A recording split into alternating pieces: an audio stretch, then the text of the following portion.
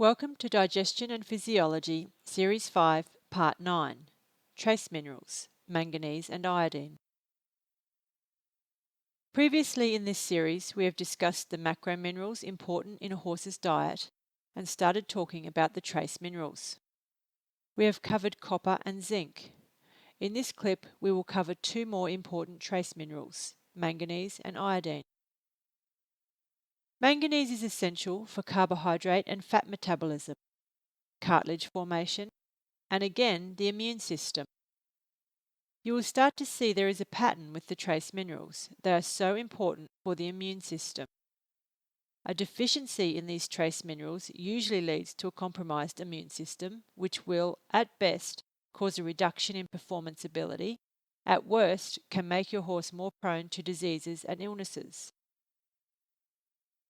Deficiency symptoms for manganese include, but are not limited to, swollen and inflamed hocks, bone growth plate development issues, so problems with the speed of the growth of the foal's legs leading to developmental orthopedic diseases, DOD, shortening of legs, knuckling over of joints, inability to extend a limb out completely, lameness, which obviously is associated with all these joint issues, incoordination of movement, unsteady on their feet, resorption of the fetus or a stillborn foal, irregular estrus cycles and difficulty getting in foal, fertility issues in the mare. While zinc often causes fertility issues in stallions, manganese often causes issues with fertility in mares. What sources are there for manganese? Australian pastures and soils contain quite good concentrations of manganese. There are other sources too. For example, you can have chelated manganese, which is attaching a manganese molecule to an amino acid molecule to increase the mineral's absorbance. There are also inorganic minerals, but they are not as absorbable, like manganese oxide and manganese chloride.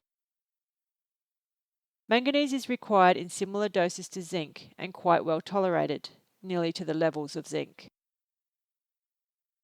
Iodine is another mineral that is very much involved with the immune system.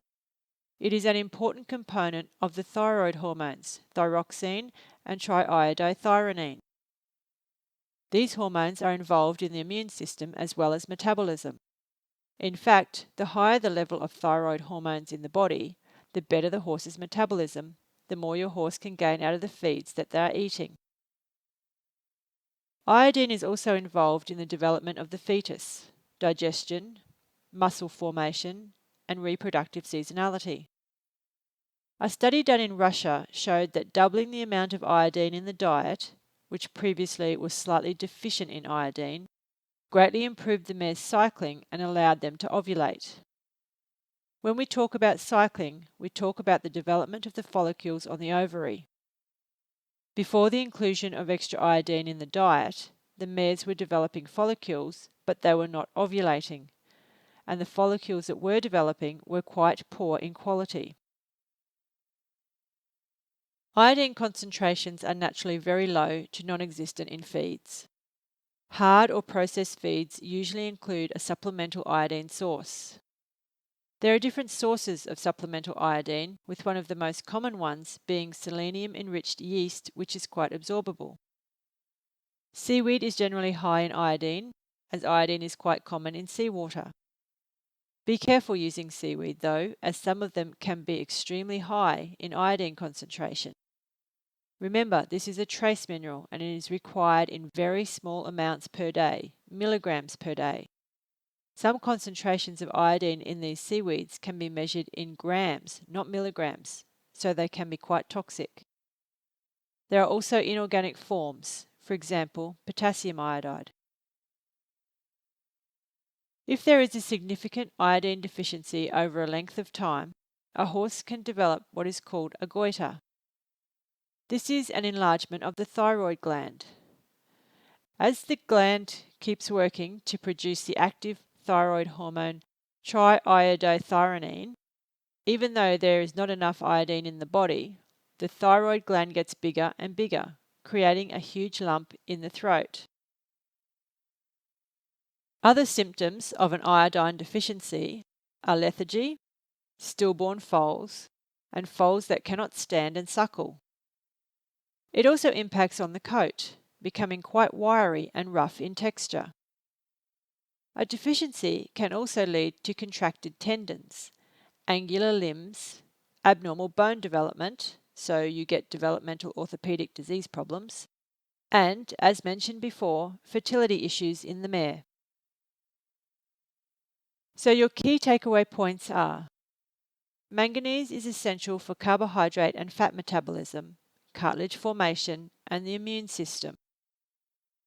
Manganese deficiency will cause many leg disorders and mobility issues, as well as fertility problems in mares. Australian pastures and soils usually contain good levels of manganese.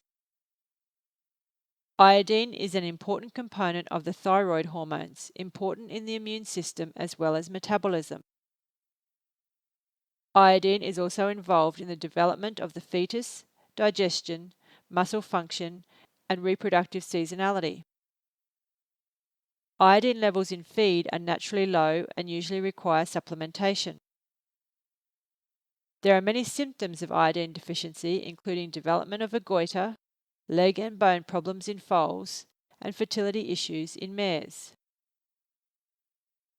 In coming clips, we will continue talking about each of the important trace minerals. Thank you for watching Equine Digestion and Physiology Series 5, Part 9. If you like what you saw, please give us the thumbs up and share it with your friends. Connect to our website, our EqNC Facebook page, and Instagram so as not to miss the next series.